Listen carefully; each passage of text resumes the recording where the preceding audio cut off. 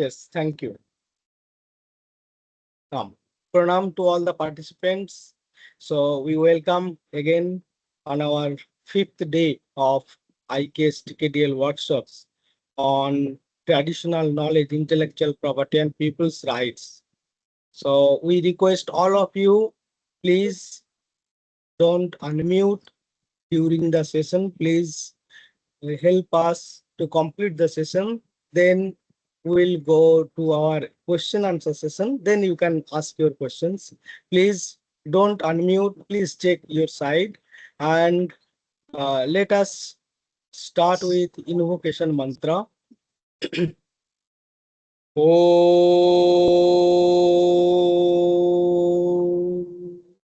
Sahana Bhavatu Sahano Bhunaktu Sahavidyam Karavavahai Tejasvinavadhitamastu ma vidvishavahai. Om Shanti Shanti Shanti.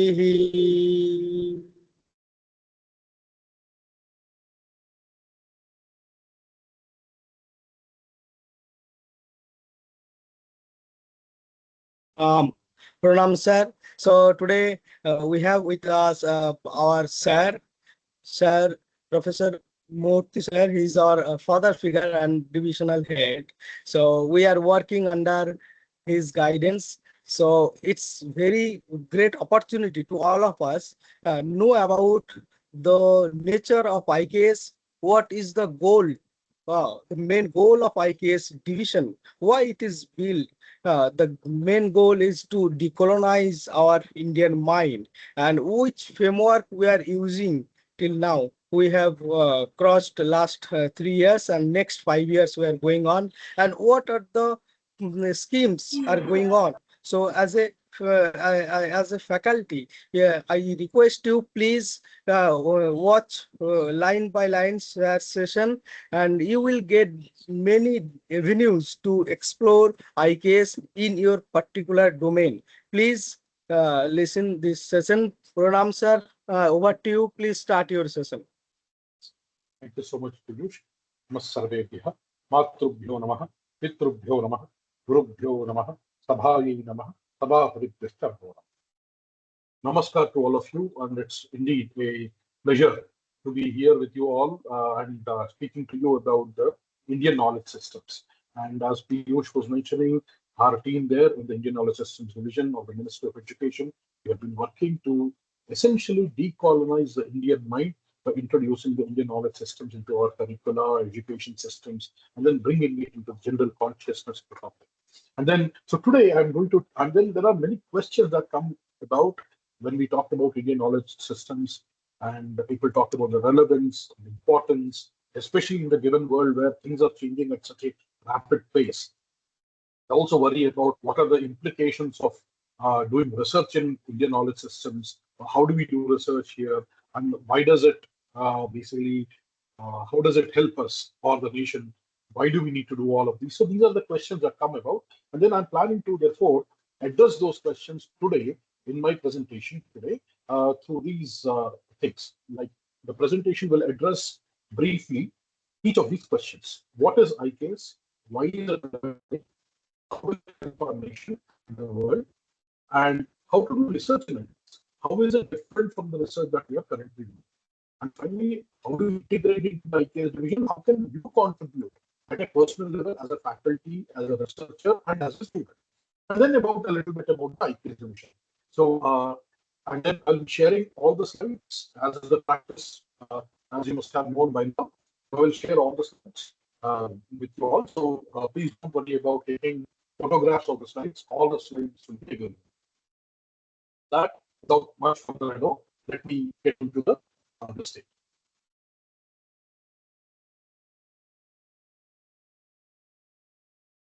Okay, so when we talk about Indian knowledge systems, one of the things that we need to realize is that we are in a world, as you can see, that is facing existential challenges.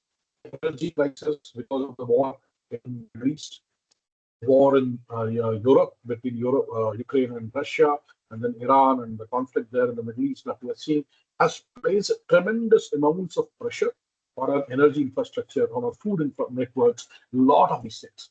And on top of it, we have global population that is increasing, and it is uh, basically forecast to touch about 10 billion by 2050. Incidentally, that is very close to our date of 2047, when we want to see a Bharat that is Vikasita Bharat. Vikasita Bharat, essentially a completely developed country, Atmanirbhar Bharat, we want to see all of that. But then these are the challenges that we are geopolitical, global challenges that we are going to face. And so the fundamental question that rises is, how do we feed 10 billion people? The world of shrinking natural resources. We have to feed, we have to provide water resources, we have to provide all the materials. So, and it's been known for a long time now. In fact, the very one of the very first analysis in the Western Hemisphere was done in 1972 by Club of Rome report called Limits to Growth. And what that report emphasized was that there is a limit to the carrying capacity, because basically it all came from the ecological studies, and then it essentially pointed out that there is a carrying capacity of the earth, and beyond that it is not possible to grow indefinitely, which was a very sensible thing for a lot of the eastern cultures, especially in the Bharat, oriental cultures in Bharat, China, whether you talk about Native Americans, Africans, they all had this kind of a wisdom built into it, but somehow it was lost during the uh, Renaissance, and after that, the rapid industrialization. That fact became dormant. So then that was again revived by at least in the Western, this thing by that report on limits to growth. And then how do we try to address those challenges? If you look at it, it is like those six blind men and the elephant. Each of them describe elephant very differently. One described it as a very sharp object. One described it as a pillar. One described it as a very flat thing, like a windowing fan. Another one said, no, no, it looks like a brush. And all these six blind men were touching different parts of the elephant. And similarly, today we are trying to address a lot of these problems which are systemic in nature through disciplinary silos. And what this does is basically just like those six blind men and the elephant are. And that problem is no description of the elephant by any of these people is sufficient, and it cannot address the challenge. So similarly, only addressing the global existential challenges through our disciplinary approaches. What I mean by that is that an economist is trying to solve the economic problem, whereas a biologist is trying to solve the biodiversity problem, and uh, political scientist is trying to solve the political problem, and all of these things, and an engineer is trying to solve an engineering. And all of these are sitting in their own disciplinary silos, and then trying to solve them without understanding the systemic nature of the challenges that the world is facing. In that, basically, it is in that case that it becomes very important that we really go into something that is holistic. And that is the reason why the IKS is very important. And I'm going to try to give you a case why that IKS is relevant in such a scenario where the systemic approaches that are inherent, the multidisciplinary approaches that are inherent in the IKS are relevant today. And I will talk a little bit about the Bharati University, and then we'll talk about how will it help our nation and the world. So before all of that, I mean, we talked about NEP because that is one of the policy things that came out, documents that came out in 2020 that is seen as something that gave a push to the IKS in the country. Essentially, that document within the first two paragraphs says that the rich heritage of the ancient and eternal Indian knowledge and thought has been a guiding light for this policy. It talks about Indian knowledge system in multiple systems and its integration in multiple places, sections of the report.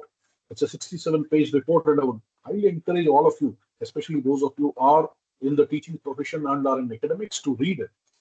Talks about it in the curricular integration of essential subjects, in the place in section 11, where it talks about holistic and multidisciplinary education, talks about it in terms of quality academic research in all fields, in section 17, section 20 in the professional education and promotion of Indian languages, arts and culture in section 22.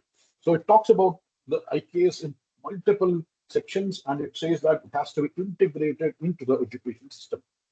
So what do we mean by this? If I have to give a very big definition, formal definition, the Chatur definition of three idiots, it is something like this.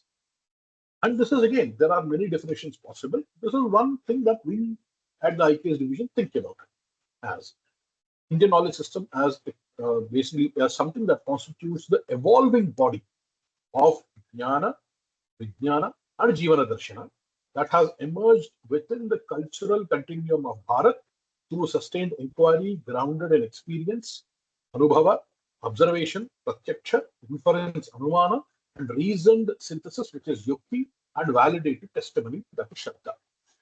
This is rooted in dharmic cosmology and oriented towards individual and collective well-being.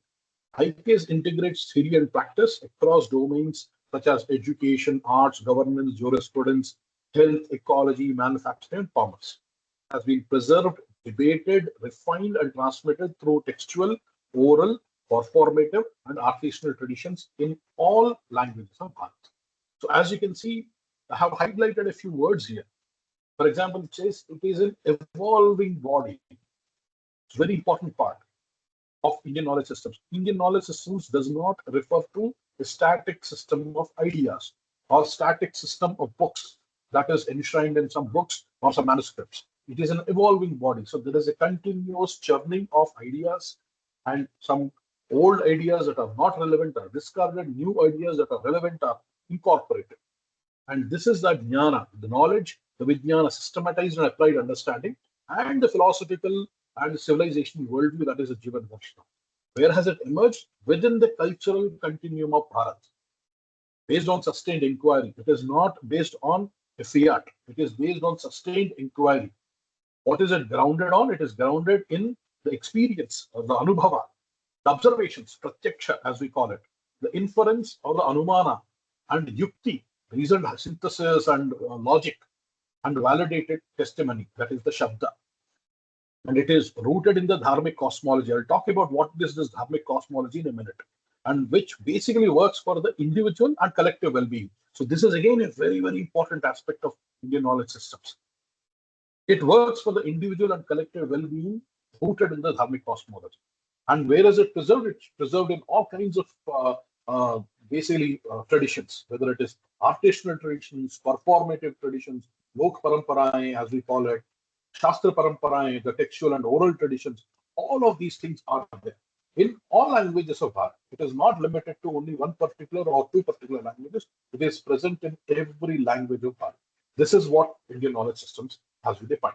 And just to give you that, what is that example that I was talking about there? It is the triad. If you see in on the slide here, you see a triad of three things on your left. In the bottom, you see Vijnana, then it goes to Jnana, and then the Jivana Darshana, or the world, the civilizational worldview. And then to your right, you see three more things: Laukika Prayojana, Parampara, and Drishti. So the whole idea is the Vijnana is essentially loosely, you can think about it as experience that you gain from the world, and then that is a Pratyaksha Anubhava and Anubhava. And that is transformed into Jnana, distilled into the Jnana or the mental models. Those mental models of Jnana are this.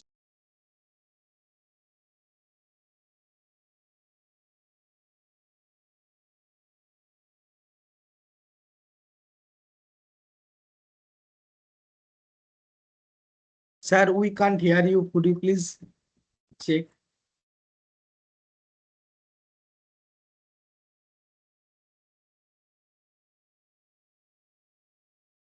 You are muted. Can you hear me now? Yes, yes, yes. Okay. Sorry about that. Okay. So, so the Jnana, Vijnana, and the Jivana Darshana, that triad there is basically reflected as the Drishti, Parampara, and the Laukika Prayojana. So this Vijnana is loosely, you can think about it as a physical experiences that we have, emotional experiences that we have, directly that we have. Then that is distilled into the mental models of Jnana, and then that goes into the Jivana Darshana, which is the philosophical outlook or the worldview that is presented by the civilization. So it is essentially the civilizational worldview that, and from that again it flows into the jnana and then to vijnana. And there's basically a two-way street that happens. So for example, if I have to tell you this, give you a concrete example for this one. So let's say you have visited Bharat for the very first time. So now in everywhere in the country, let's say you have come today to this country for the first time. What do you experience today outside?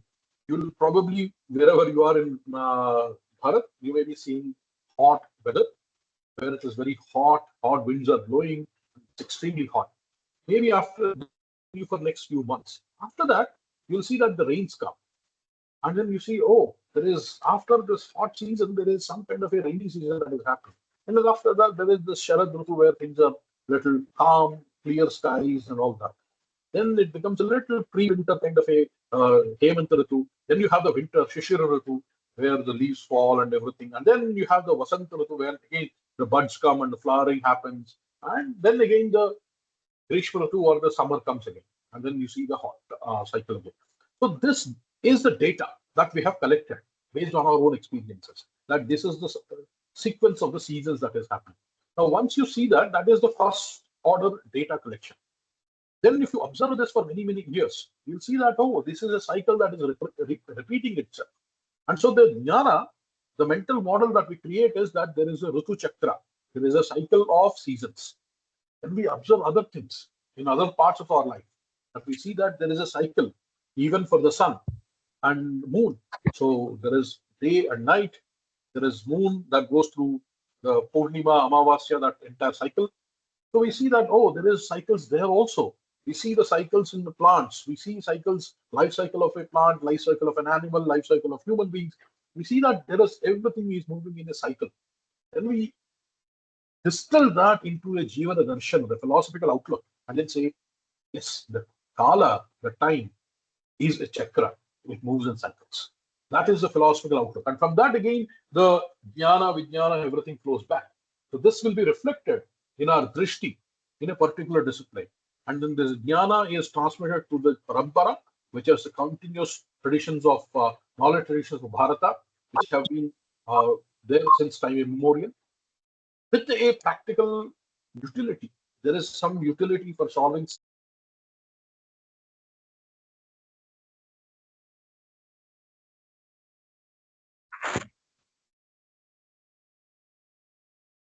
Pranam, sir.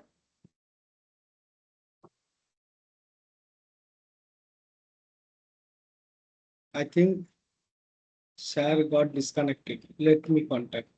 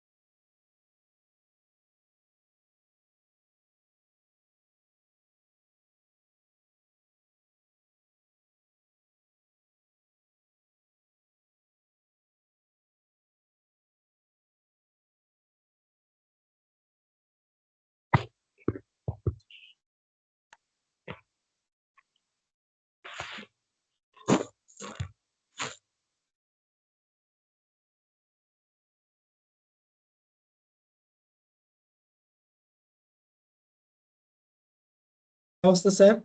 Are you there?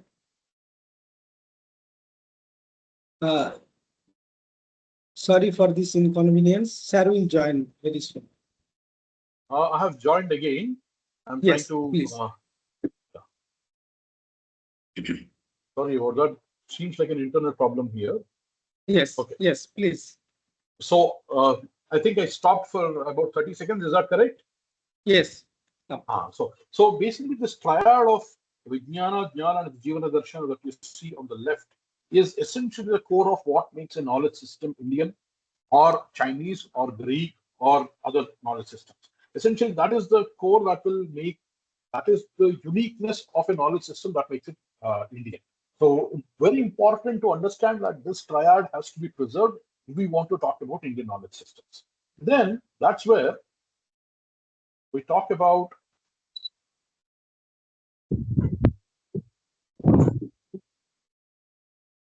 so this parampara. When we talk about that parampara, which is about the maintaining the flow of knowledge, so we have to understand that again there are three aspects to it. The very first one is the preservation part of it, which is the preservation of the knowledge system, and that means there is one part which is preservation of the physical means artifacts of a knowledge system, like manuscripts, books, preservation, and a little bit intangible things like preservation of the culture. All of those things are the way that we celebrate our festivals. All of these are preservation. That means we actually preserve that. The books can be preserved by digitization or making more copies of it. The culture can be preserved by practicing it, and so on and so forth. But then very important thing there is that we have to preserve not only the physical artifact or the practitioner aspects of it, but also we have to preserve the drishti or the perspective that is there. That jivana darshana that is there inherent in that knowledge system has to be preserved. That is a very, very, very important aspect, often intangible, but has to be preserved. Then it is not sufficient to just preserve the knowledge system. It is also important to transmit it to the next generation. And this is where we have to adapt the mechanisms of transmission to the current generations, whatever, wherever we are, so that the knowledge transmission can happen properly, continuously, and is adaptive to the responsive to the times that where this knowledge is being transmitted. So, for example, if we all ask all of you to say that, okay, 400 years ago, the knowledge transmission used to happen in a Gurukula, where the Guru used to sit under a tree and Shishyas used to sit around him or her, and then this the pravachan used to happen, and then the basically the knowledge was transmitted that way. We can't really have those things today. Maybe possible in a few places, but in a massive scale, it is not really possible. We have to take advantage of the technologies that are there, that have come up, and so right now we are basically spread across the country, but we are still able to do that kind of a transmission because of the technologies. We have adapted that, and this is an example of adapting ourselves for the transmission of the knowledge, IKS. And then the third and most important part of preservation of parampara is that preservation, transmission are basically about the existing knowledge. There is a equally important aspect of creation of new knowledge, creation of new ideas, and generation of new ideas, which essentially completes the triad and the circle. So the preservation, transmission, and the creation is a circle that has to go on continuously. Because of this process, where the knowledge creation is continuous in IKS, IKS is not history studies. Neither is IKS limited to only to the Vedas, Upanishads, Puranas, Bhagavad Gita, or Hindu studies. It is much, much broader than that. Yes, it is inspired by all of these, but it is not limited to this. It is broader than this, much more deeper than this. So this is something that we'll have to understand very, very clearly. And what is that Bharatiya Drishti I was talking about? See, that is a civilizational perspective. If you look at that earlier slide, we talked about the Jivana Darshana, if you recall that. So that is what is essentially the Bharatiya Drishti. And what is that? There are a few elements of it that I want to present to you. The circular time versus the linear time is something that we discussed. So there is that Jivana Drishti, that Kala or the time moves in cycles, Kala Chakra, universal cycles. And within those larger universal cycles, there are smaller cycles. And every cycle has a Srishti, Sthiti, and Laya. That means there is creation, sustenance, and destruction for every cycle. And there are cycles at atomics level where molecules are made and remade and destroyed and remade. There are cycles at a insect level. There are cycles at a bacteria level, insect level, animal level, tree level, human level, star level, galaxy level, and at the universal level. There are cycles that are happening continuously.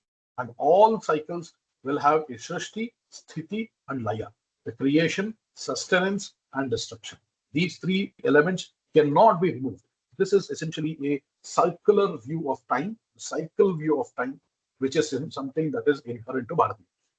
And any reality that we talk about, we always view it at three levels: Adhibhautika, Adidhaivika, Adhyatmika. Adhibhautika is the physical plane of looking at things. Adidhaivika is the ideas level or the mental plane. Adhyatmika is the spiritual or Atma level of looking at things. So any situation can be looked at from all of these three perspectives. One of my common examples that I often give is that of, let's say, me finding a stray dog on the street and then offering it a piece of roti. See, at a adhibhautika level, at a very physical level, the dog is hungry, it is another animal, so I have just given it a piece of roti. That is a compassion. But then at adhidaivika level, at a mental plane, I realized that the hunger in me and the hunger inside that dog are really the same. Therefore, by giving the dog a piece of roti, I'm satisfying a similar hunger that is there inside me. So I see that some level of unification there. At Adhyatmika level, at Atma level, I see that there is divinity in the dog, is equally present in the dog as it is present in me, as it is present in every part of the universe. And Excuse me, sir. Hello, Excuse yes, me, sir. Sir, slides are not visible. lights are not visible. Now, Not ma'am, visible, sir. slide is visible. Please check your system. It's visible to us. Astu, But if you It face is any also problem, changing, please right? log out. last Yes, 5 yes. minutes it has been not visible. Sir, slide is visible. Okay. Sir, slide is Sir, it's visible. visible, sir. Please Sure. continue, It sir. seems, yeah. So Adhyatmika level, it is slide basically, we see the same divinity in the dog, in myself, in the universe. Therefore, it's all the same. So when you see, you can actually see everything at three levels of reality. And this is again a Bharatiya Jivana Darshana of looking at things from an Adhibhautika, Adidaivika, and Adhyatmika levels. And then we talk about the four goals of life. Every endeavor of a human being, every endeavor of any of us can be divided into only four categories: Dharma, Artha, Kama, Moksha. Every pursuit that we do for earning wealth comes under Artha. Every pursuit that we do for enjoyment of that wealth comes under Kama. Every pursuit that we do to realize our, basically, the satiate our spiritual hunger essentially comes under Moksha. And every pursuit that we do where we want to live ethically and in consonance with the nature and the world is Dharma. So these are the four aspects of life that all of us actually do, regardless of who we are. Dharma, Artha, Kama, Moksha are the only four categories that we pursue. And this is again a perspective from the Bharatiya Drishti. And there are four ashramas or four stages of life. The Brahmacharya ashrama, where we are primarily engaged in the pursuit of jnana and developing the skills that will prepare us for the life ahead. And then the Grihastha ashrama, where we have a family life and then are using the skills acquired in the Brahmacharya to contribute positively to the world, earn wealth, and enjoy that wealth, and also distribute that wealth. And in the Vanaprastha, when we have completed our responsibilities and we are kind of withdrawing from the world, while not completely withdrawn, we are kind of in a retired kind of a life today, would be what would be called as a Vanaprastha. And finally, basically meeting the needs of our Atma, the spiritual needs, completely devoting ourselves to that is essentially the sannyas ashrama, or the fourth ashrama as we look at it. The pursuit of the moksha, the fourth purushartha. So these are the four ashramas. So you can see that these are all the elements of how we look at life and look at behaviors, look at our pursuit, look at time, look at reality, and look at the world. This essentially forms the part of the worldview of the IKS that makes it unique. Therefore, this is a part of the Bharatiya Drishti. Now, how is this Drishti different from what we have from the Western Drishti? So you can think about it. Does it mean that Western, there is no Drishti in the Western? No, there is. And is that not relevant? Yes, it is not. We are not saying it is not relevant. It is relevant. The Paschatya Drishti or the Western worldview looks at what is hita, good for me, what is priya, what is pleasurable for me, what is labha, what is going to be profitable for me.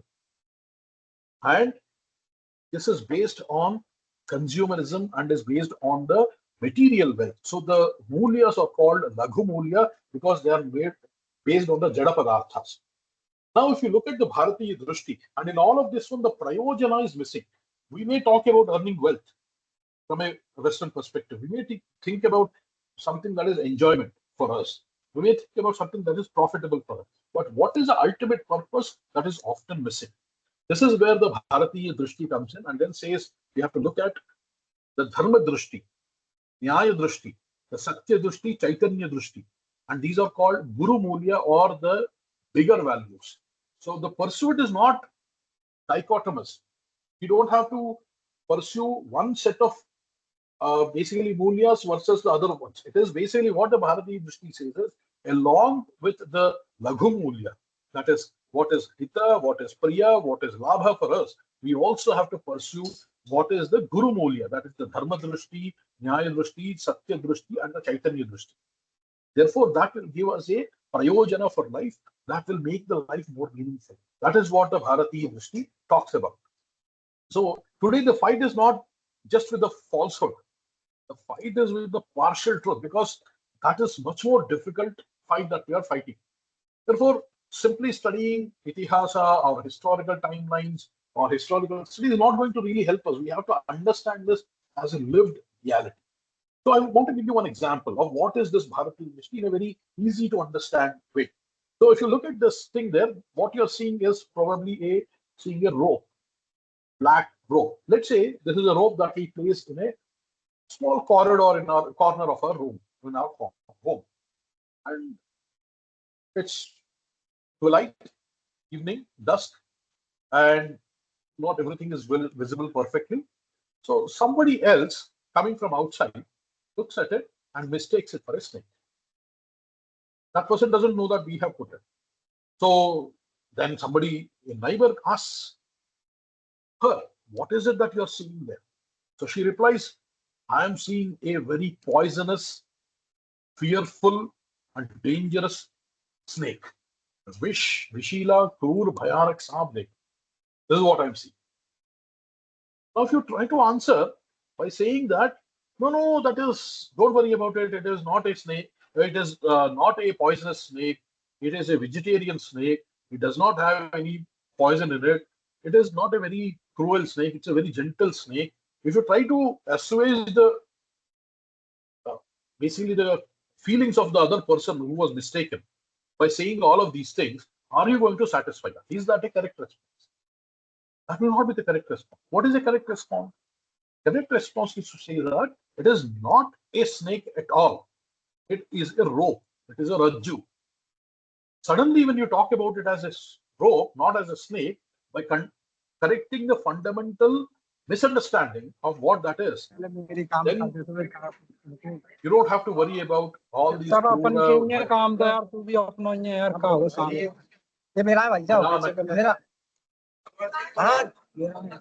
I think somebody is. Can somebody mute, please?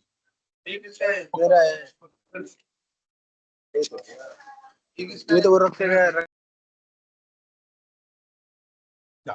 Okay. So then this suddenly it becomes all these arguments that you were trying to make to support your position fall in place. You don't have to counter that by saying it is not a poisonous snake. You have to say that, you have to counter that by saying what it actually is. And see, this is not a theoretical problem.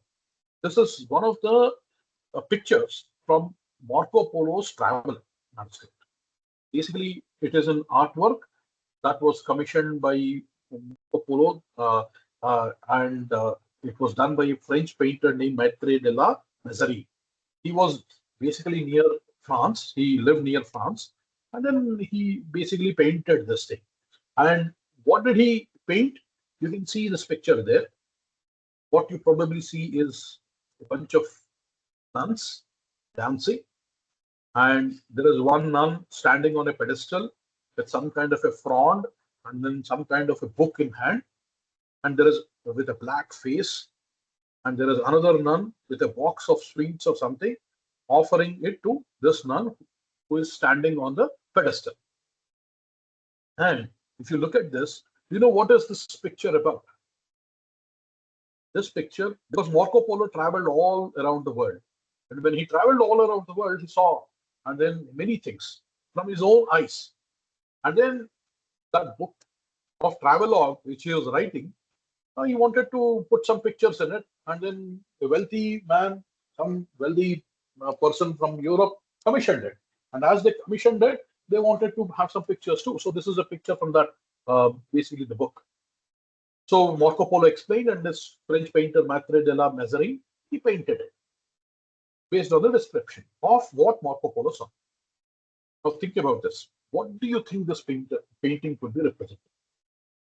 This painting, you'll be surprised to know, was the description of a temple, Hindu temple in Malabar region of Kerala that Marco Polo saw and described to the French painter. Now, if you think about it, it makes no sense, because how is this related to the temple? But just observe all the elements carefully. And then think about what would Marco Polo, what would he have seen? He would have probably seen something like this. In a temple, in a Devi Bhagavati's temple, something is going on like this, a dance is going on, probably around Dashara. And this is what he painted, the Maitre de la Mezerie painted. And if you see, there are women dancing in both the pictures. There is Devi's Murthy perhaps inside the temple, where a basically offering of some sweets is being done. And then the Devi there is an idol of black statue. So therefore the face is black. In the hand, Devi carries a Ikshudanda or sugarcane bow. So that is what that frond is, and carries a book in hand. That's what you see there. So perhaps it is a Mukambika temple in Baba. And this is what has been described by Marco Polo, and this has been drawn. And you see, look at this picture, and then you wonder, why did this painter draw like this? Because in his worldview, a holy place would have been a church. Because he never stepped out of Europe. He was in France. So for him, okay, a holy place would be a church, which is acceptable for him. Yes, from his worldview, that looks okay. And then women in a holy place there would be nuns in a church. So women dancing in a sacred place would be nuns dancing in a church.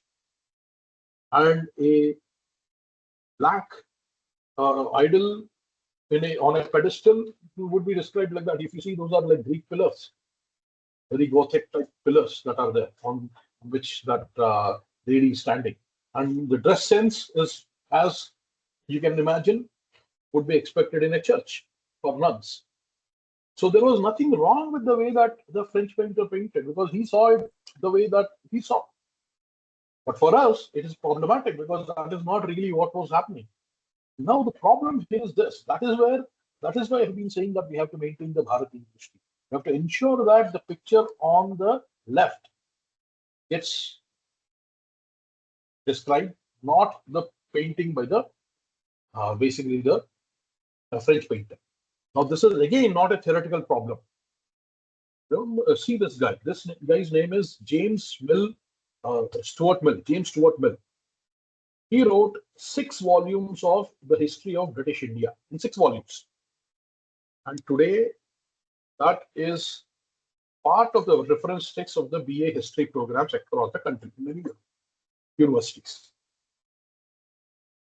And the problem is, this guy, James Stuart Mill, never visited India.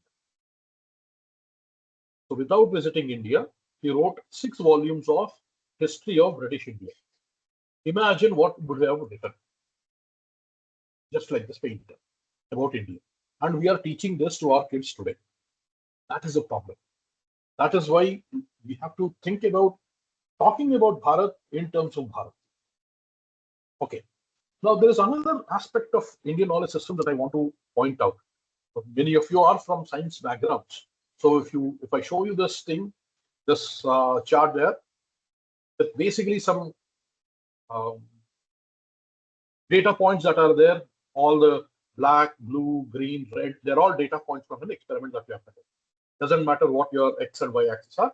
X is some independent variable, Y is some dependent variable. We try to plot the data. And then we tried to do some statistics on it. So these black dots, green dots, blue dots, red dots, they are like pure Vijnana that we talked about earlier. That Vijnana is that observations that we have made. None of them are wrong. Remember, they are actual observations from valid experiments. Then we wanted to distill it into the Jnana, which we do. And that is the statistics that we are trying to do. When we are trying to do the statistics, we said that, okay, let us draw a line. Oh, okay, we did draw, we wanted to draw a line, and then we use whatever software we use, R, SAS, Excel, whatever. And then we draw that blue line. And then my question for you all would be, what do we call these points? If you think about it, we call them as outliers. Why is it an outlier? If you think about it, it is because it is not fitting my model, that line. It is not fitting my line properly, therefore it is an outlier. But ask yourself, all of these points are actual valid observations that you have made in an experiment. Just because they are not fitting a model, you are calling them outliers and discarding from your analysis. So now this is a problem. See, what is, because these points are equally valid observations. How do we deal with this? So this is the typical way in which the Western Drishti deals with the data. What is a Bharatiya view for this? Bharatiya view says all of these are acceptable. All of these are acceptable. We have to draw lines inside those contexts. So the dotted lines that you see, dotted things that you see here, are all contexts. So that black line is valid within that context of that, around the black dots. The green line is valid around the context of the green dots. And red line is valid around the red dots.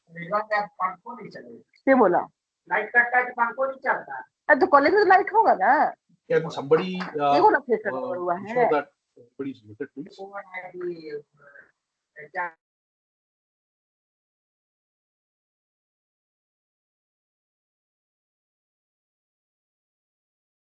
Sorry, sir. Please proceed.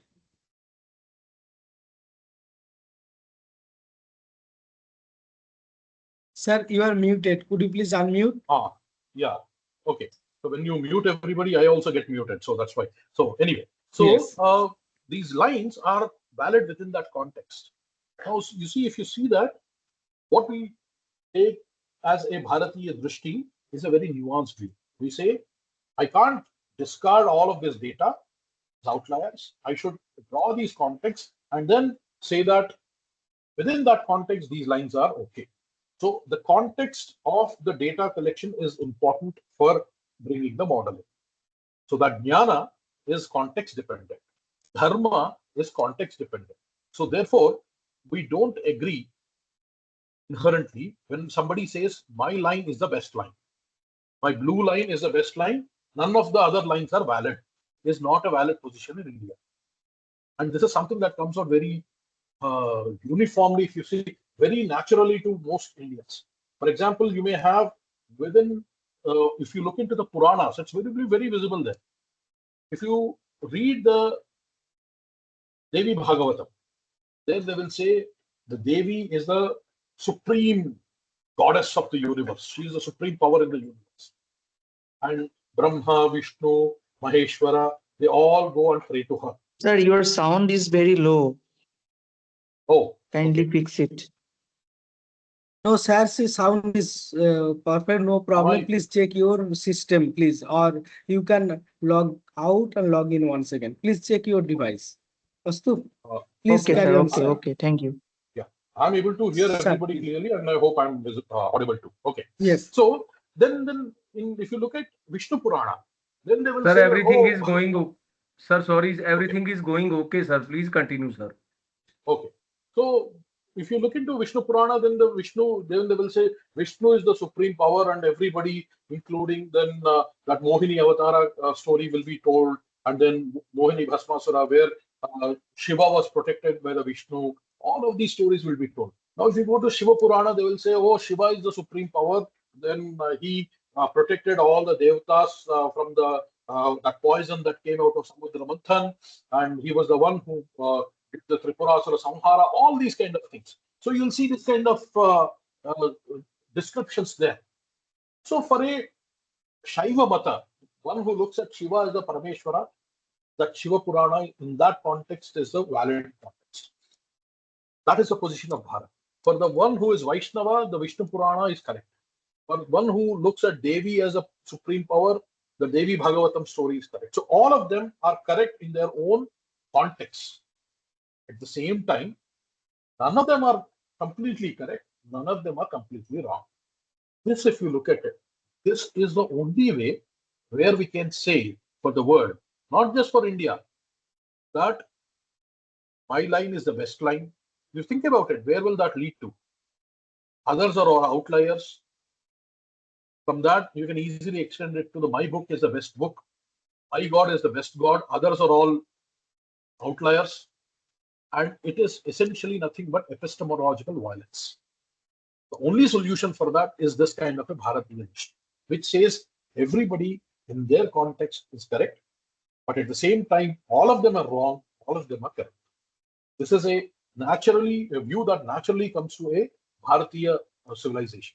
This is something that is very, very important because, as Richard Feynman says, the ability of a logical mind, of an evolved mind, is expressed in the ability to look at data and hold multiple models in the mind at the same time.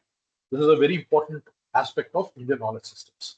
And this is again something that is reflected in our Upanishads. For example, the very first shloka of the Ishavasya Upanishad starts off by saying Ishavasya vidam sarvam yatyam cha jagatyam jagat tena tyaktena bunjidha magrudah kasva siddhana. Ishavasya midagam sarvam. There is divinity in every aspect of this world, is what essentially Ishavasya Upanishad says. And then in Brihadaranyaka Upanishad, the Gargi Maitreyi Samvada, Yajnavalkya Maitreyi Samvada, he says, Nava are lokanam kamaya lokah priya bhavantya atmanastu kamaya lokah priya bhavant. He says, we don't love the world for the sake of the world. We love it because we see a reflection of our own self in the world. Therefore, it becomes dear to us. And this is because essentially what the Rishi in Brihadaranyaka Upanishad is saying is that the divinity in you is the same divinity that is there in the entire creation. And that is why we have the likes. And this drishti of going from the satyam, which is unexpressed truth, to ritam, which is that universal cosmos, the expression of that universal creation, and that order is ritam.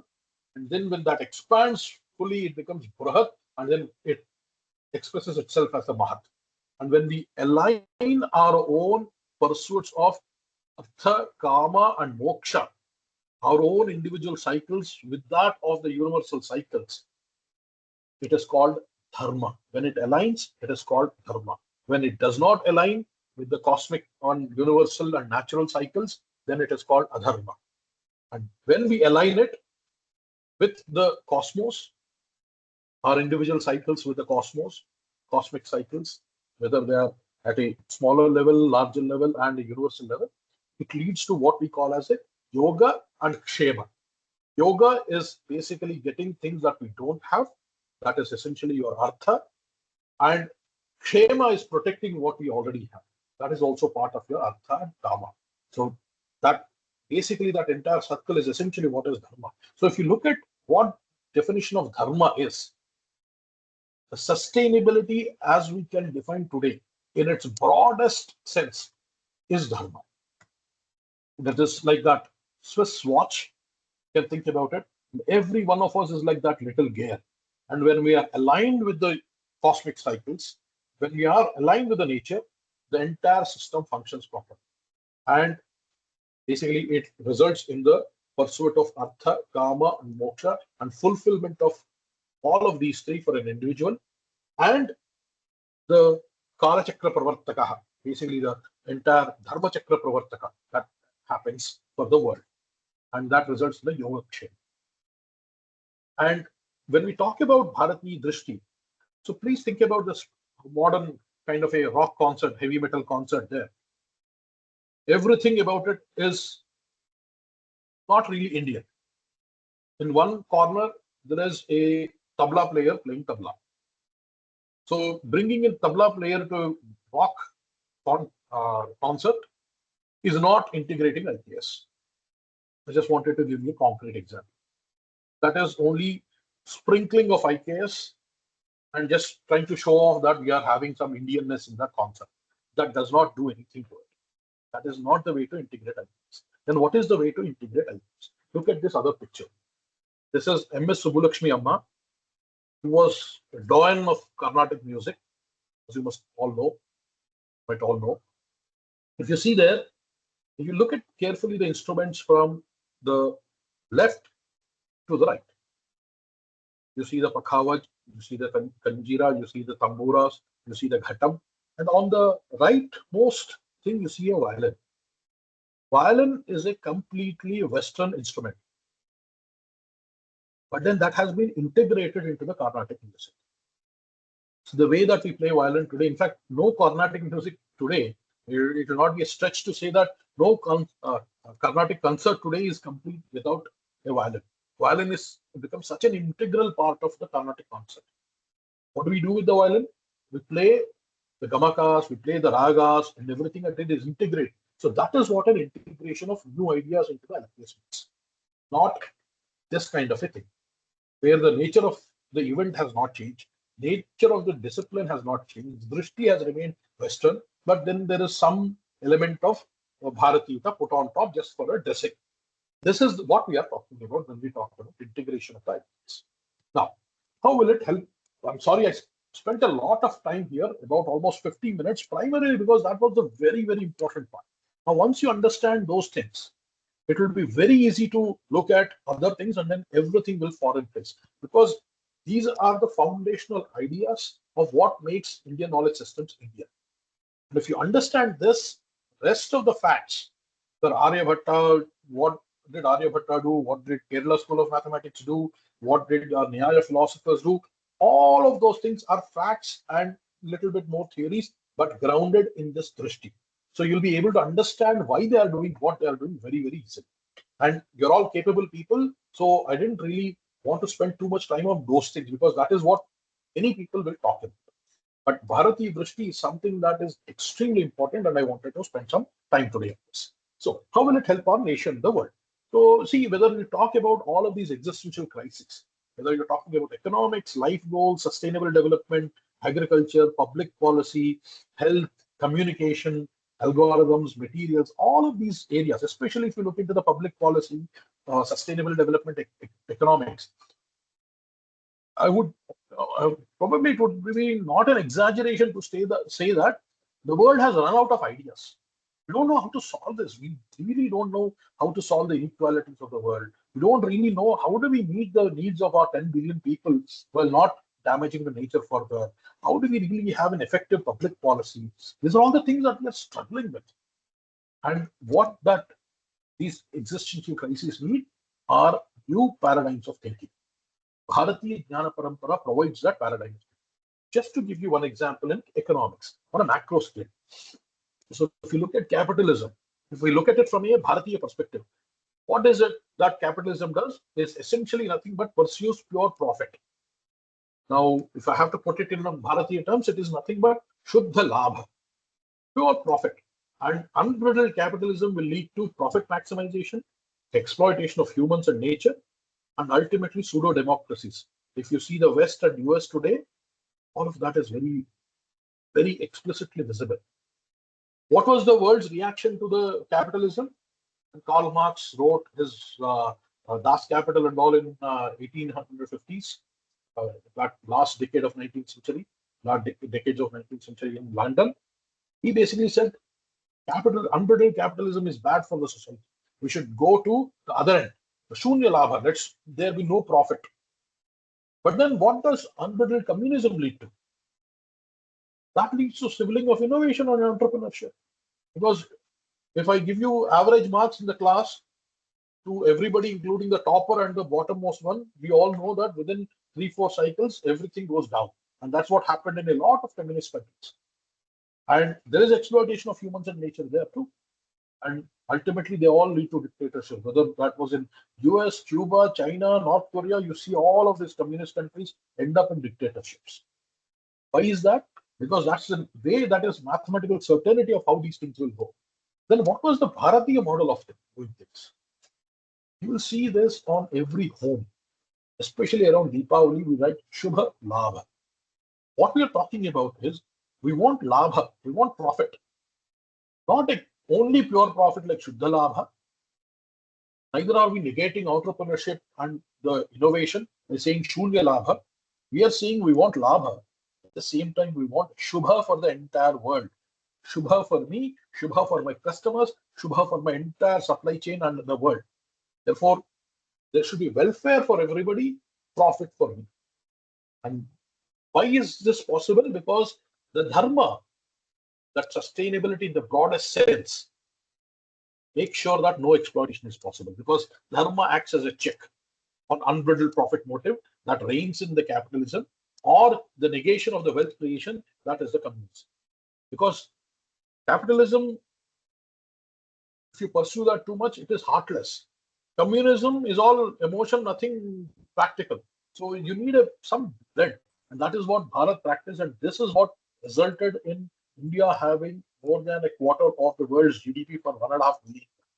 Remember that is not possible without a sustainable vision and a framework that was supporting it. And that was the Bharatiya Drishti of Shubha Labha that supported that economics.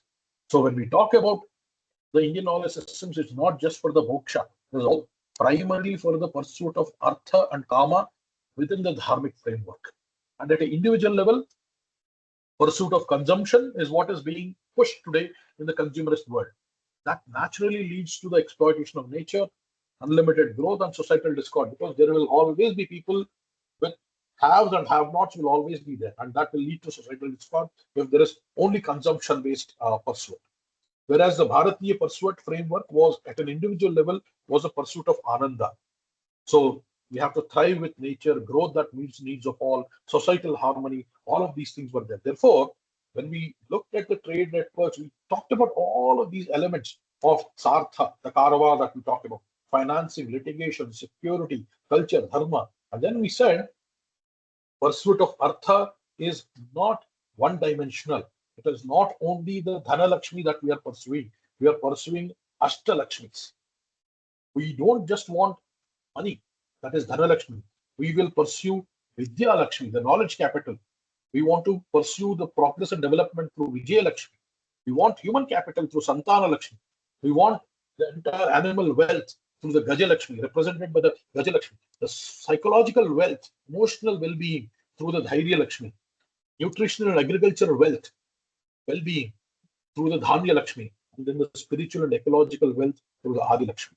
When we talk about these Ashta Lakshmis, this is what we are talking about, multi-dimensional wealth creation. So this is what I meant when I showed here that Ananda is a pursuit of happiness. That is not only optimization of one Lakshmi, that is Dhana Lakshmi, but optimization of pursuit of all Ashta Lakshmis, which basically leads to complete emotional well-being for humans and individuals and families, and therefore the entire societies. This is what we were pursuing. We were pursuing eightfold dimension of prosperity.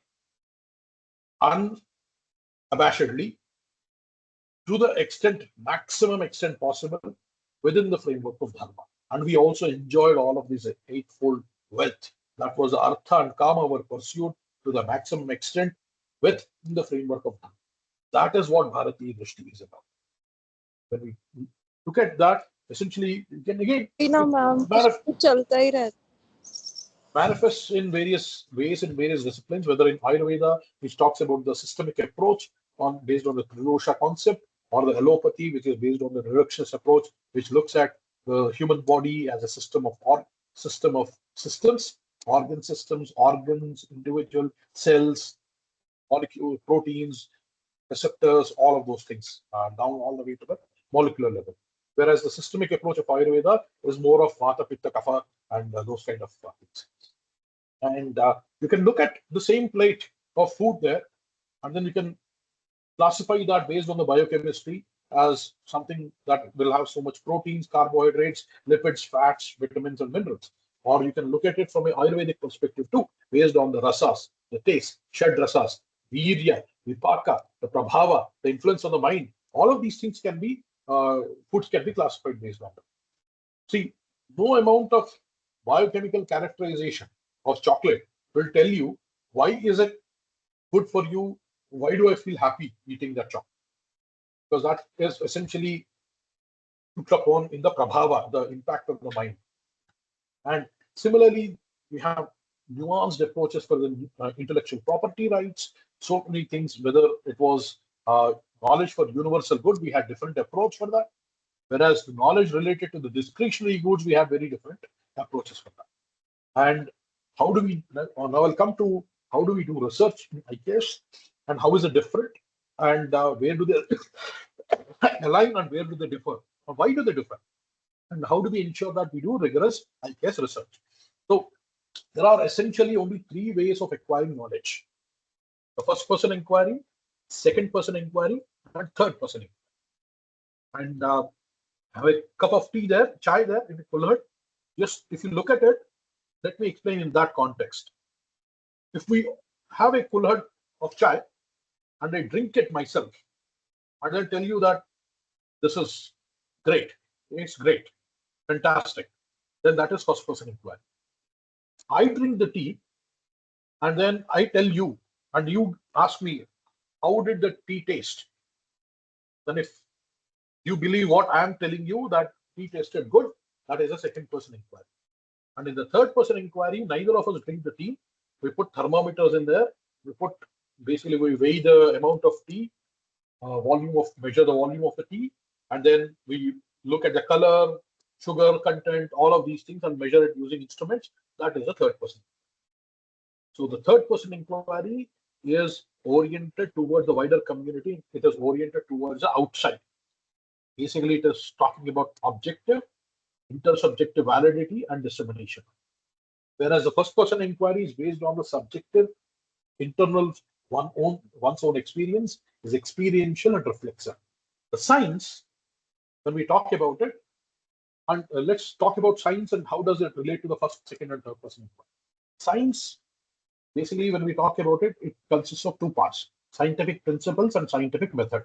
The scientific method are the ones that we are all familiar with. We use them all the time in the lab, outside the lab. Basically, these are all the body of techniques for investigating phenomena or acquiring new knowledge or correcting the previous knowledge. Scientific method is objective and the scientific principles are subjective. So principles are typically eternal, methods are evolving. The scientific principles are a product of the civilization where that idea was conceived.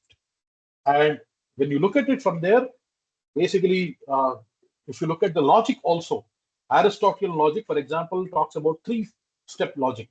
There's a major premise, minor premise, and conclusion. This is what we are all trained today. For example, if I say, wherever there is smoke, there is fire, that is a universal statement. And I make the statement, observation that, oh, that hill has smoke. The conclusion will be, therefore, the hill has fire. And that universal statement, wherever there is smoke, there is fire, is never tested. That is considered to be axiomatic truth. So this Aristotelian logic basically focuses on the formal structure, irrespective of the psychology, process, or the truthfulness of the universal statement. Whereas if you look at the Nyaya Shastra, Panchavayavaya, as we call it, the very first statement is a thesis, proposition, pratigna, as we call it. The hill has fire. That is the observation that we have. Remember, it is based on the observation. Then comes the hetu, the reason. The hill has fire. Okay, why does the hill have fire? Because it has smoke. Now this is based on the practical pratyaksha or anumana observation. Then there is a third step which is very unique to the Nyaya, Indian knowledge systems there. We talk about a universal concomitance. Udaharana, we give a udaharana. Example, wherever there is smoke, there is fire, like in a kitchen. Like in a kitchen. That is the example that we are giving. Because you see, others can say the smoke can be there. You can see wisps of smoke even on a cold day from your mouth. That is not the smoke that has fire. Then there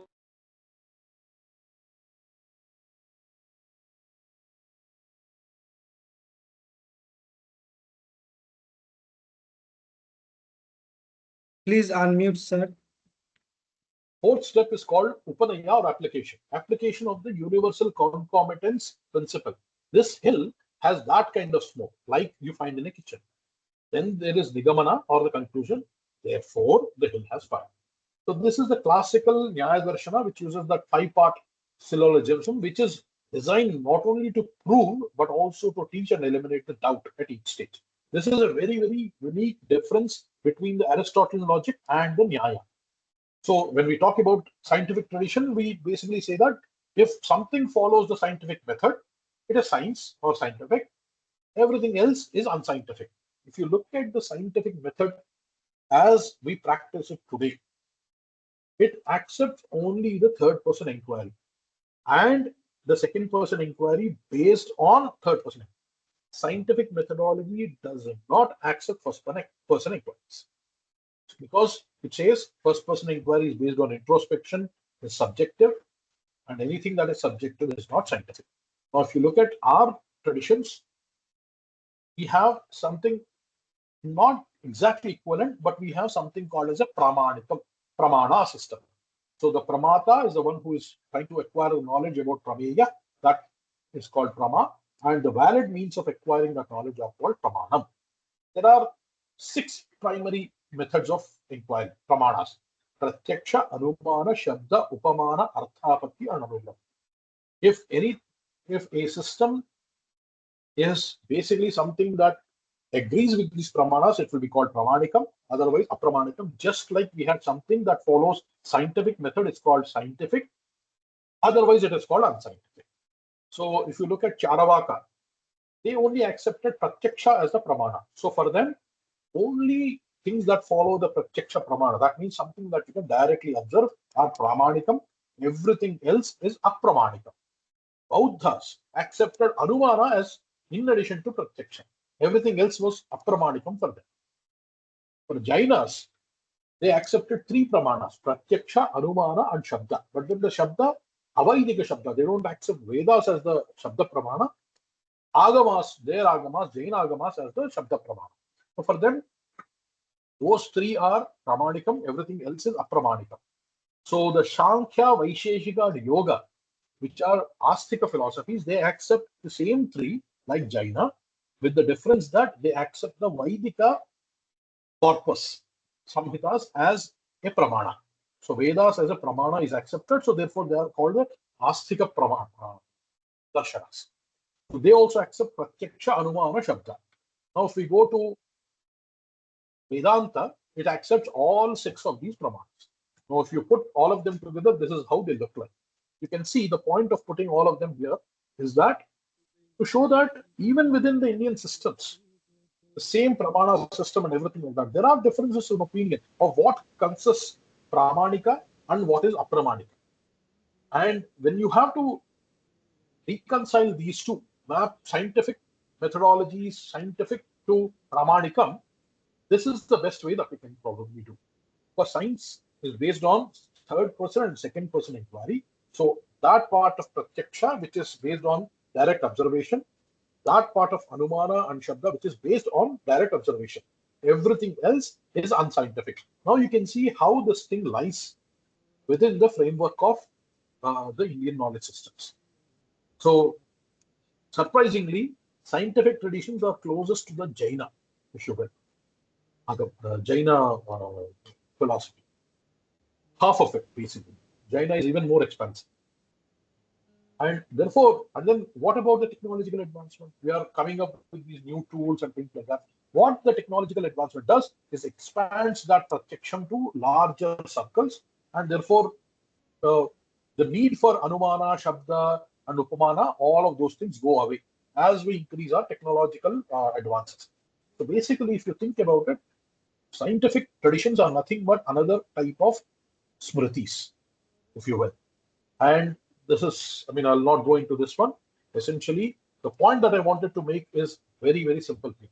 that the quest to fit the IKS frameworks to scientific method is futile, because scientific method is a subset of what the IKS frameworks offer. The fields like yoga, Sankhya, Ayurveda, agriculture, linguistics, Nyaya, etc. can be investigated with the scientific method. There are some exceptions, but mostly you can investigate 99% of all of these. And if anything is beyond that, like in the neurosciences, consciousness studies, that there even today, even the Western scientists and the scientific disciplines, domains, they also are saying that the exclusive positivist and objective perspective is not adequate. There is something that we need to go beyond and include the first person inquiry methods, especially in the action research, phenomenology, neurophenomenology. They're all talking about these things. So what we are talking about is even the scientific disciplines are recognizing that the third person based inquiry is not sufficient anymore, because we have hitting the limits of what is possible to be acquired using these methods. So we need to expand into the first person methods. Having said that, the IKS frameworks already include all of these things. Therefore, it may be better to look at it from these perspectives. And there is enough sufficient rigor in all of the mathematics and science and IKS, as you can see here. Basically, this statement that verify by observation and inference what is discussed in the text is from Charaka Samhita, Purvam Aptopadesha Jnanam, Tataha Pratyaksha Anumanabhyam Parikshopapadyate. So you can see how this talks about verifying what is discussed in the text. This is a 2,500-year-old text. And it talks about cause and effect relationships. Three things: retrospective, prospective, and concurrent correlations. Pratyaksha Purvam Prividham Trikalam Chanuviyati. Same thing, it says correlation is not causation. And it says clinical success not backed by evidence is to be dismissed as chance effect. These are all standard pariksha paddhatis that we use in Ayurveda. And the context is very important. So if I talk to you that if you think that only learning Sanskritam is enough, it is not enough. If you look at that verse there, Bhakto Guna Shuddhyati Yena Tena Labhya Cha Gunyo Vinitah Palamva. This is basically, if I know only Sanskritam, I will translate it as devotee purified by the devotion will get the fruit of devotion, which is meaningless. But this is actually from Bhaskaracharya's Leelavati, where Bhaktaha means divisor, Gunaha means multiplication, Labhya is what you get, result. So it is basically a associative property for multiplication of large numbers. And many times again, the context of these examples are not very clear unless we understand the nuances. For example, there is a method in Krishi Parashara for predicting the rain. So it says take the Shaka year multiplied by 3, add 2, divide by the 7, find the remainder, and based on the remainder, you can get which of the ruling planet for the year, ruling graha for the year, and based on that, you can say whether you'll have a scanty rainfall, heavy rainfall, or good rainfall. And the moment you look at this, people will say this is all mumbo jumbo. But if you carefully look at it, take the Shaka year multiplied by 3, add 2, divide it by 7, find the remainder. There's nothing but a modulo 7 operation that we are trying to do. The Surya, Chandra, Mangala, Buddha, Brihaspati, Shukra, Shani, they are all placeholders for a 7-year cycle of monsoons that is observed. So an empirical observation was codified into a 7-year this thing, and the grahas that are visible were basically put in as placeholders, and then they were calculated like this. So you can see the wisdom of doing this. Similarly, there is something else in Brihat Samhita for all 27 nakshatras. They talk about how much rainfall are you going to get. This is again another cycle of 27, basically this thing, nakshatras, based on 27-year cycle. There's a 12-year cycle, there is a 60-year cycle followed in Tamil Nadu, there's a 5-year cycle, there is an 18.5-year cycle of moon. All of these things are peaks in the monsoons, all these variations.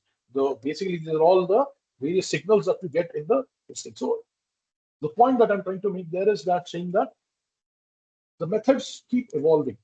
You have to adapt with time. So we should be using new methods as they're coming up. But the drishti, the principles are eternal. Bharati, drishti has to be Bharati. the drishti has to be preserved. If you look at agriculture as a knowledge system, the evidence goes back to 10,000 years before present. And if you look at the series of texts, they're all there since at least 2,600 years ago. The very first textbook in the world is Krishi Parashara. The latest estimate is 400 BCE. It could be much, much earlier than that. We don't really know. We can confidently say that it was at least 400 BCE, written in 400 BCE or before that. So you can see how these texts are there. And when we want to look at the knowledge systems, we want to classify it. We can classify the IKS into literary, non-literary knowledge systems, so on and so forth. And there are many sources of knowledge, primary sources, translated primary sources, secondary sources of IKS texts. And there are various types of texts called Sutra, Bhashya, Vartika, Karika, Vyakhya, which was like your small treatises, Sutra, where you write only the formula sheet. Bhashya is a commentary on that, like a textbook. Vartika is a text with revisions and additions and additional comments. Karika is like your numerical examples that we solve. There is no theory there, just numerical examples that are solved, like for our guidebook for a lot of the competitive exams. Vyakhya is simply a gloss. These are the kind of texts that are available in the text. And then if you have to identify the authentic source, identify the primary source, consult experts, identify multiple secondary sources, see that there is evidence from multiple independent sources, and then you can trust that there is something that is authentic. And Swamiji said, truth does not pay homage to any society, ancient or modern. We, as a part of the society, have to pay homage to the truth or we'll die.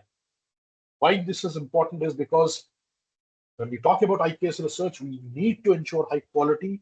We need to ensure that we are very, very critical of what we are trying to do. We need to be holding ourselves to the highest standards of research. Many things that we see sometimes, issues with research are there is a lack of primary references. Only superficial details are focused on in the proposals. There is Vadrayana Sambandha with the IKS focused on products from different traditional processes, not understanding the differences in the text. These are all issues that we see. Therefore, we need to really ensure that the depth is there. There should be methodologies from the modern and the traditional ones that should be combined. We need to really do more swamp. We need to study ourselves. So what do we do? These are all the things that we can perhaps do. Coursework should be rigorous. Do some review by the peer panels. Basic courses, bridge courses, please make sure that those are provided. Ensure that the students and ourselves, we read seminal works and review books every semester in a seminar course or something. And let's basically say that, okay, there are few methods in research, primary research, secondary research, and methods-based research and documentation. We really have to ask ourselves, how can we convince others that the study is genuine? How can I ensure that the study can be repeated by others? How would the study lead to reliable insights and outcomes? These are the three questions that we need to ask ourselves whenever we do any research in IKS.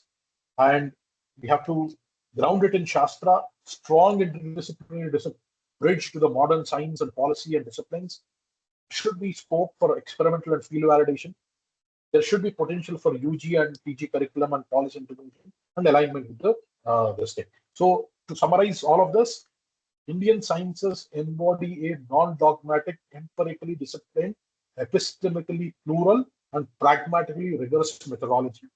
The differences that we talk about are actually foundational. They're not on the surface. They're not superficial.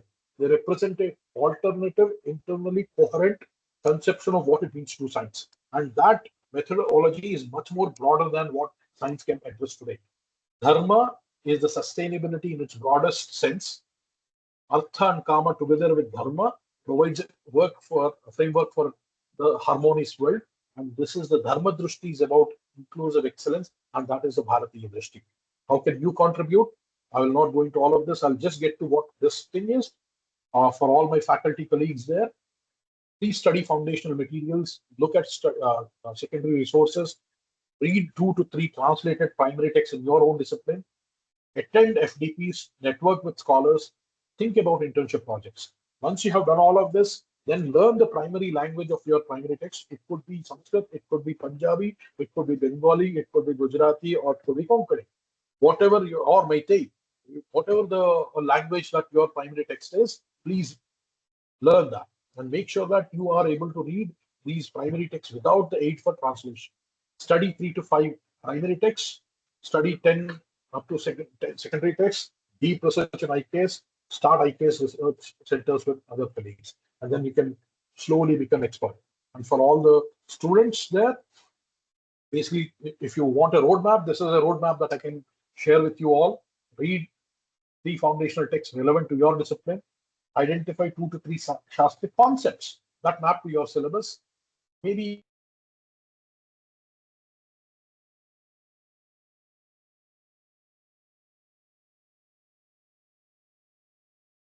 Could you please unmute, sir? Someone mute.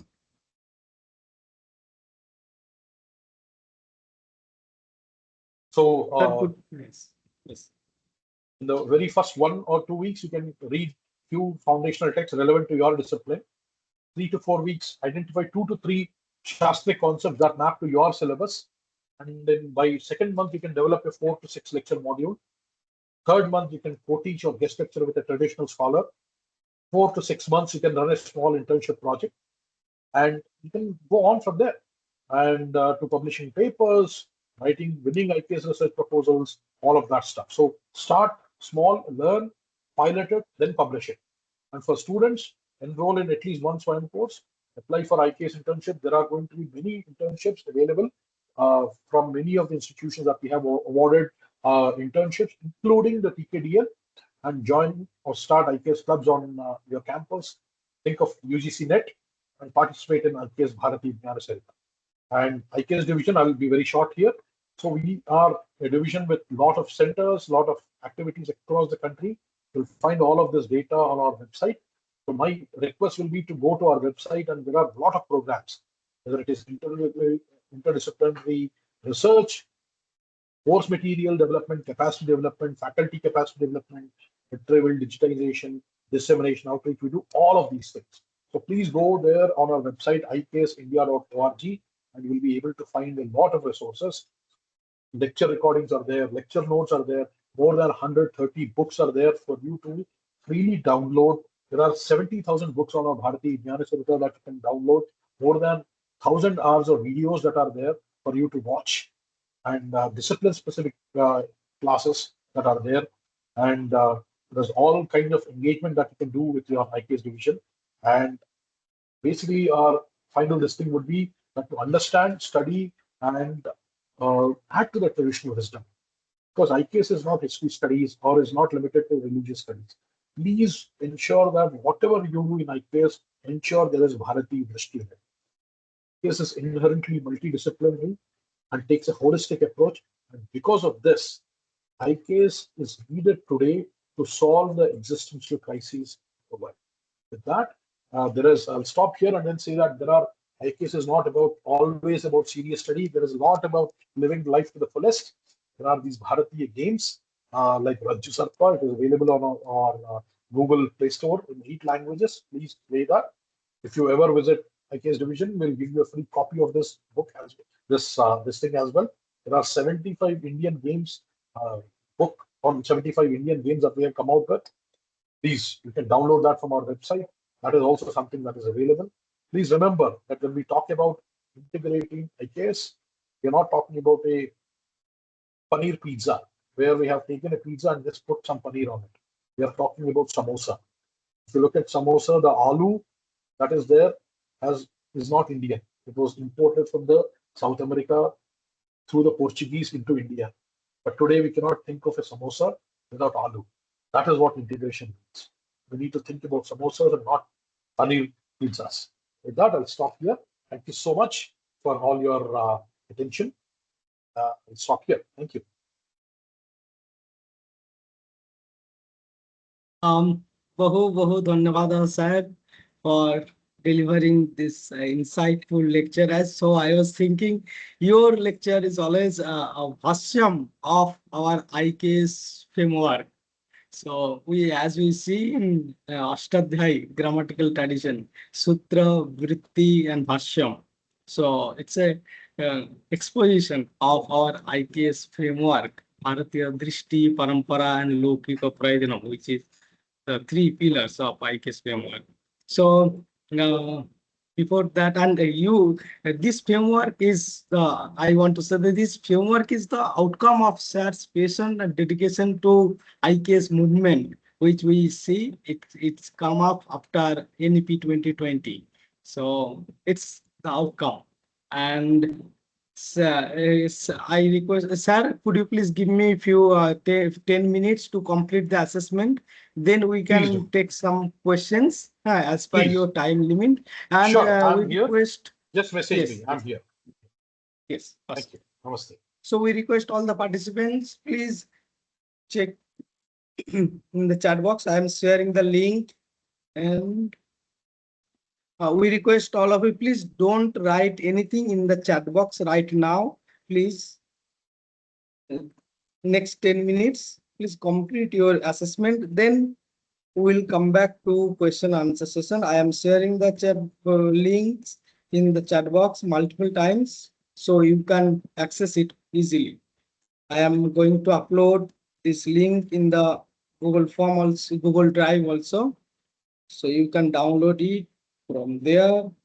I will also try to send a bulk mail, but it may take times. Please complete the assessment.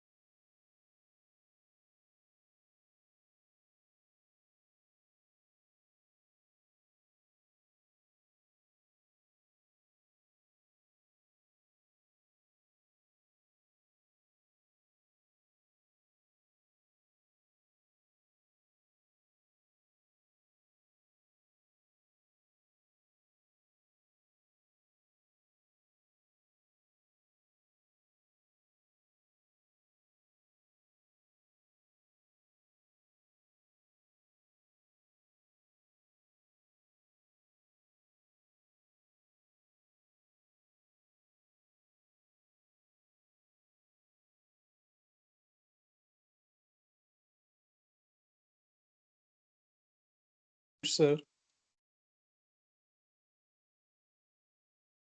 Sir. Yes, please. Yeah, so where do you find the recordings of the previous sessions? In the Google Drive, you will find the recording. Okay, there are folders for PPT, for recording. You will find in the Google folder. Okay, sir, thank you.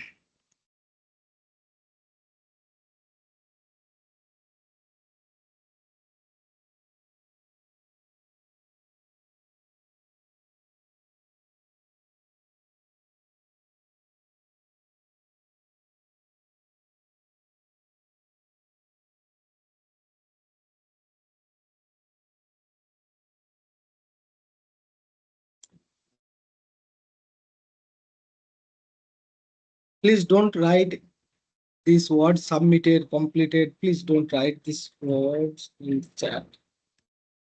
I'm sharing the link.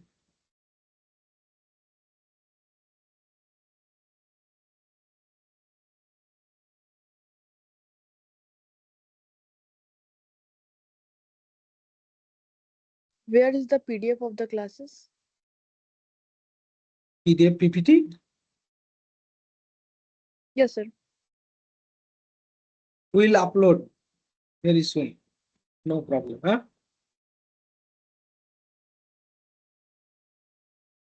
In Gmail, in the Google folder.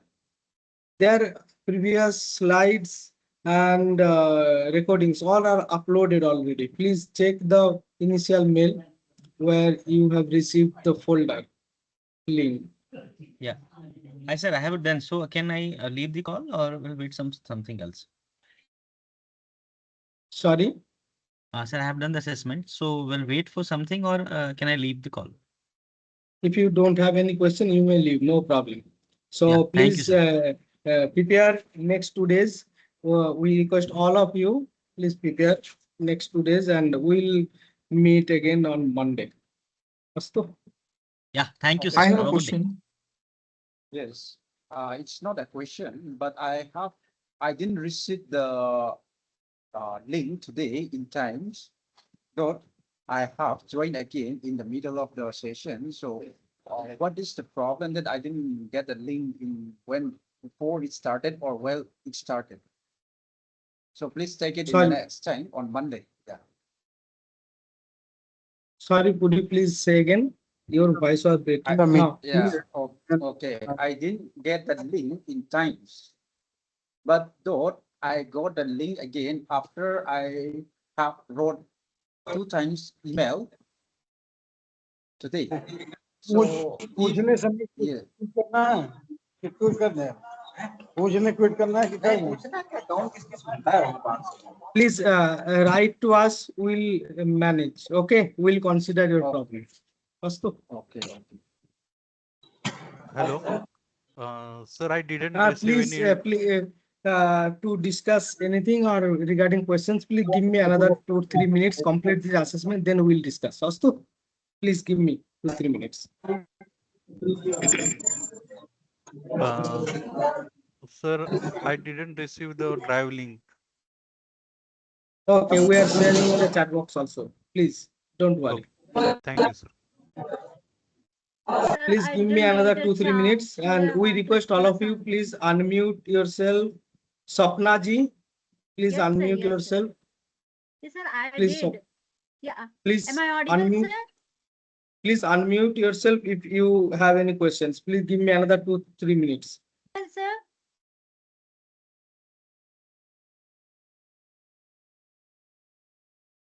Am I audible, sir? Yes. Am I audible? Yes. Yes, sir. Sir, I have a question. Shall I No, please proceed? give me 2 minutes. Please Okay, wait sir. another 2 minutes, then we'll start. Sure, sir. Sir, I'm trying continuously, but today only I got the chance. Okay. No problem. Please. Excuse me, sir. Am I audible? Yes. Excuse me, sir. Sir, actually, most of the time I do the assignments, but I thought that I appeared in the 2 or 3 assignment. I don't know about it, but whenever you share the link in the chat box, I always appear in the. So how many assignment we have to done after that? You give the certificate. No, you have to acquire. You have to get 75% marks all over. Okay. After that, you will receive the certificates only. Okay, okay. So this is the 10th assignment, no?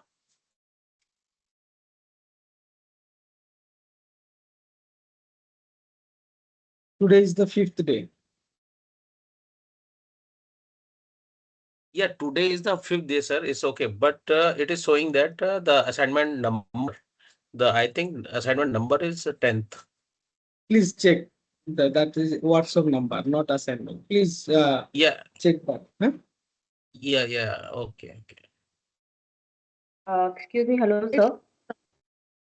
Okay, so we can So I take can't few questions as get per the, as time. Okay, now this time we request all of you, please raise your hand. Yes, sir. We will try to answer your sir, I can't, questions. Yes, sir. hello, sir. Am I I can't audible, access sir? the chat box. So I cannot, I did not see the assessment link. If Can't you access can't the chat box. access the chat box, please log out and log in once again. If your problem is remaining, please use the Google Drive folder. Their link is uploaded. Astu. Google Drive, I've tried, but there's no such form. Last option. Okay. Mohoday, today your email did not come, the bulk email for the assessment. And I have completed, but I just Yeah. wanted to let you inform. The email We did not have come, sent. You Okay, may but no get problem. It later. hasn't come. Yes. Yeah, no problem. No problem. Sir, can you please share the GDrive link? One second.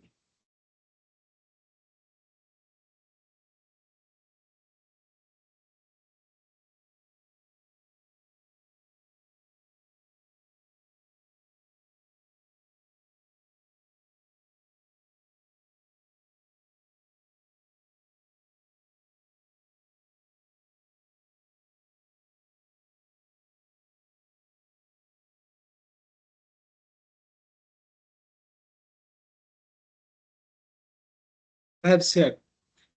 So, sir, would you like to take questions? Some questions? Yes, sir? Piyush. Yes. Yes, Piyush. Yes, sir.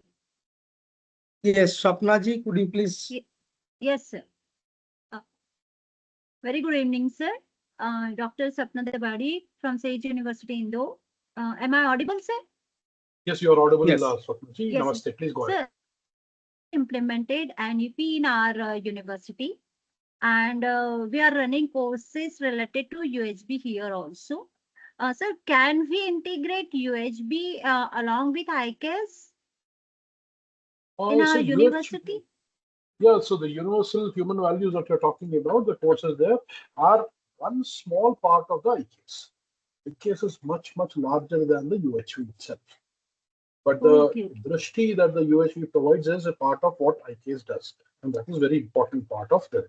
But then there are, for example, UHV does not, universal human values courses don't cover really the advances that we had in mathematics, the history of science, for example. That is not covered. The Nyaya is not covered. All of these darshanas, can be incorporated, and that is very relevant for attracting the youth, because that is something that a young person today will be able to identify and relate to. And I think that is something that we need to present. A lot of the social and economic issues that we have, they need to be brought in with a IKS drishti, and that is something that can be done. So while basically to answer this thing, while your inclusion of UHV is a very commendable thing, it is a necessary condition. It is not a sufficient condition. Other things need to be integrated. And for an idea of what other things can be integrated, I would request you to go to the IKSindia.org website. There is a tab called Knowledge Repository. There we have put out about 43 courses that are being taught in various IKS centers across the country today, along with the syllabus, references, all those materials are there. So you can please take a look at it and then see what you can do in your own universities as per your needs. Okay, sir. So thank you, sir. Thank you.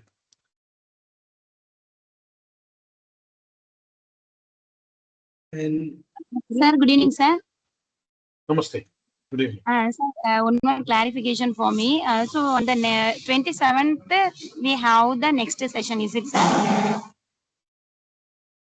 27th. Yes, at the same time. Okay. In this There session, we have the final assessment. okay, 40 MCQ, is it, sir? Yes, 40 MCQs. Okay, fine. Thank you, sir. Okay. Next, Chetan ji.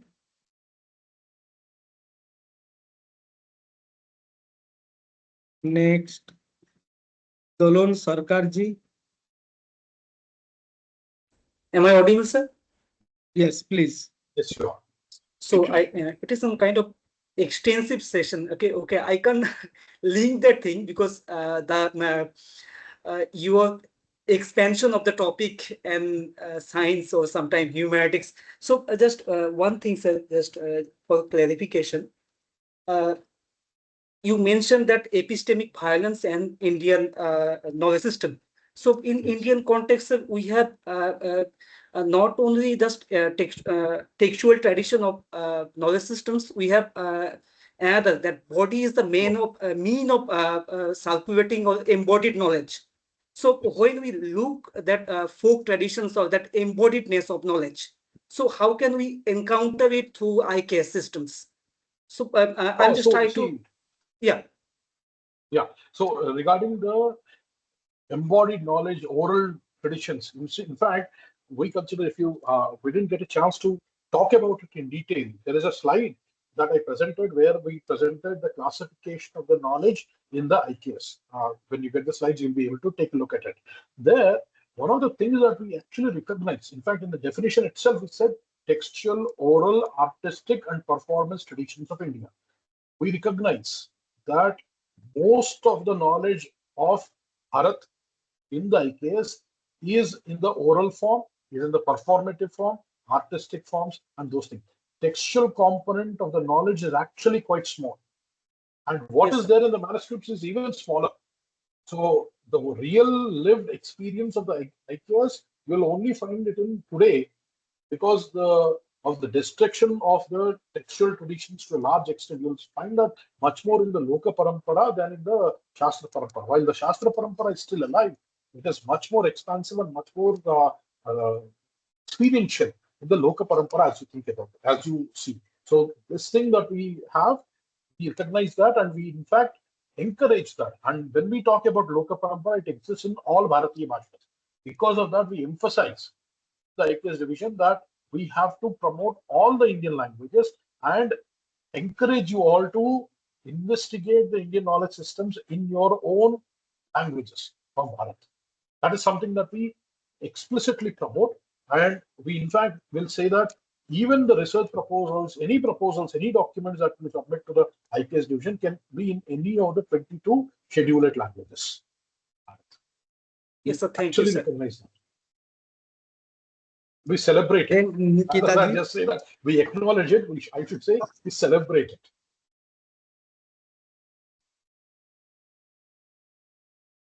Nikita ji. Partha Sarathi ji. Yes, sir. Yes, Nikita ji, please. I just got my BA in history, and I want to pursue it in future. And I'm just want to write about a book where all the things that will be destroyed by the British ideology, the colonial ideology, which destroyed what the India impacts on everything. There, the medical field or arts and culture, they're totally destroyed by the colonial mindset and the way they write it. That's my thought about it, sir. And I'm just a junior about all of you, so I just need a guidance for it. Sorry, sir. So my suggestion would be, there is a lot of history that has been written from a very Bharatiya perspective, especially if you look at Professor R.C. Majumdar's works, huge works, all the work that he has done. That, and then if you look at the Itihasa way of looking at the history, because the history way of looking at things is a very epic way of looking at it. We want the emic and etic, right? There are two other things. So we want the emic perspectives. And we need to really have that kind of a perspectives that are Bharatiya in its own reports. So what I would suggest is, as you get into these things, hold off your book project for a year or so, do a little bit more of Swadhyaya in this domain, and understand what is the Itihasa perspective of things from Bharatiya perspective, and then look at history from an Indian lens. That would be my request and suggestion.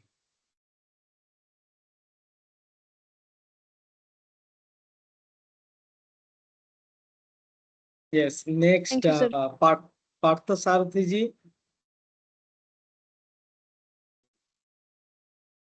Yeah, hello.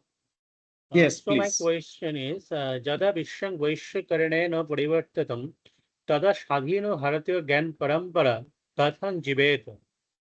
That means if the whole world is changing itself, and the time has come when we are telling about the global village. So we all are very much interconnected and interrelated. So the individuality, as Sir has already mentioned in the slides, then how can they survive? Because Shiva Lakshmi or the other personalities who are mentioned there in the slides are past now almost. So the new time has come when we are getting to see that the Baulism or the other folk songs even are getting the contacts with the English or other languages. So how can the Indian knowledge system should survive? What can be the solutions? See, Indian knowledge systems of Bharatiya Jnana Parampara will not just survive, it will thrive, given the challenges, because we are the only one who talked about Vasudhaiva Kutumbakam much earlier than this global village business that we are talking about in last 50, 60 years in the globalized West is talking about. We have talked about Prudvanto Vishwamaryam, and we have already said within the Rigveda, Ano Dra Kratavo Yanto Vishwatah as well. So Subbu Lakshmi ji is a representation. In fact, if you look at, there is somebody called Rajiv Dikshit, who is a young musician, 25, 30 years old, I would say. He goes around in Bengaluru and lots of many parts of Karnataka playing the Purandhara Rasa Kritis in a way that is much more attractive with a guitar.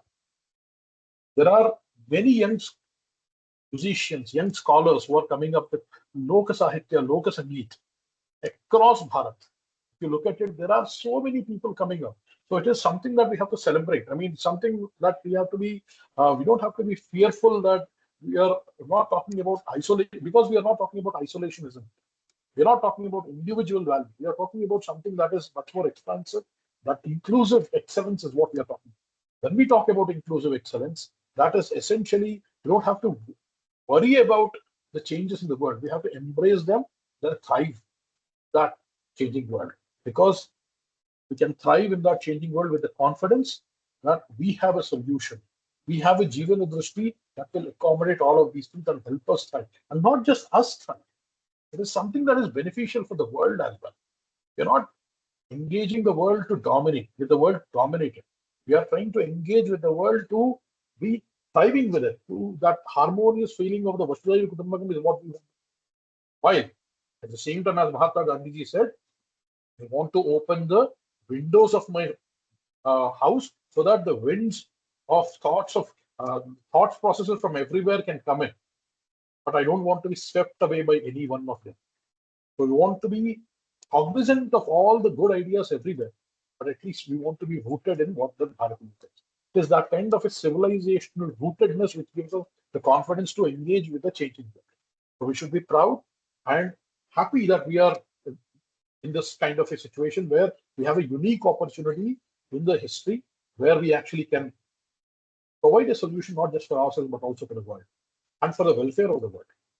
That's why the IKS Division's Dhyaya Vakya is Bhadrayam Samatau Yatemaha, the knowledge that leads to the welfare of the world. We are actually. But sir, the individuality will not survive in that case. When universality Why will not? come.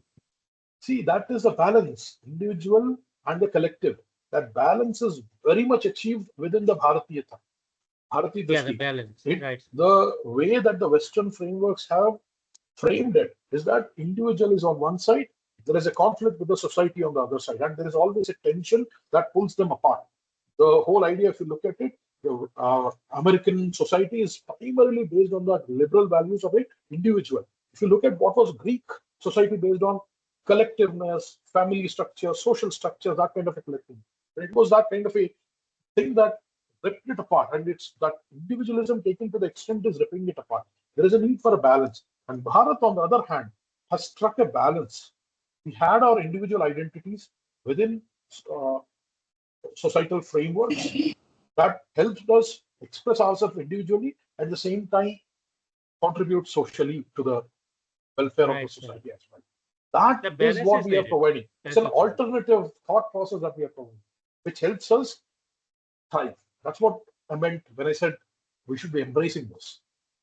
Right, right. Thank you, sir. Thank you. Namaste. Sir, Do you have time to take another few questions? I think I'll take off because I have another meeting. I have meeting there. Yes, waiting yes. for So me. last one, So, we can take last Peronaji. one and then we'll conclude. Yes. Peronaji, please proceed. Namaste, sir. Namaste. Sir, I have a question. Uh, I have a keen interest to know about Indian knowledge system, and I am working on it since last 6 months. So I need some. I want to get some books reference from your side to work on it. So please suggest some books. Okay, there are books that are available right now. You can purchase them, and then there are some books that are available on the IKS Division website that you can freely download. There are a lot of lectures that are there that you can listen to. I would suggest, see, before you can read books, you start reading books, but as you do that, I would also suggest that you listen to a lot of experts who are speaking about IKS in a proper way. You'll find a lot of links on our website as well. If you want 3 books, the very first book I would suggest is Elements of Indic Knowledge Systems by Professor Mohan Raghavanji, Harsha Sinhaji. It is published by HSTR Foundation. The second book that I would suggest is the Introduction to Indian Knowledge Systems by Professor Mahadevanji. The third book that I would suggest is Indian Contributions to Science, published by the IKS Division. That is available for free download on our website. The other 2 books we'll have to purchase. All 3 books, I will request Piyush to send the links to all 3 of them to everybody. I'll also send a link to our knowledge repository so that they can download the books. Okay, sir. Thank you so much, sir. Thank you. Yes, sir. बहुत धन्यवाद. Also, we request all the participants. We'll upload the PPT, SAR's PPT and recording also. Over the weekend, please prepare for final assessment, which we'll have on Monday. Pranam, sir. Thank you. Pranam. Thank you, all the Namaste. participants. Namaste, everyone. Thank you. See you again. So we'll end with Shanti Mantra. Astu.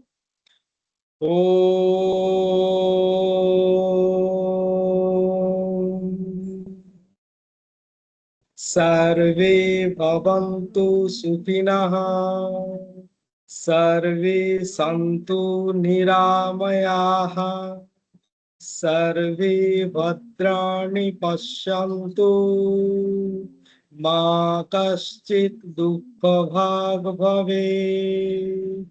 ॐ शान्ति शान्ति शान्तिः.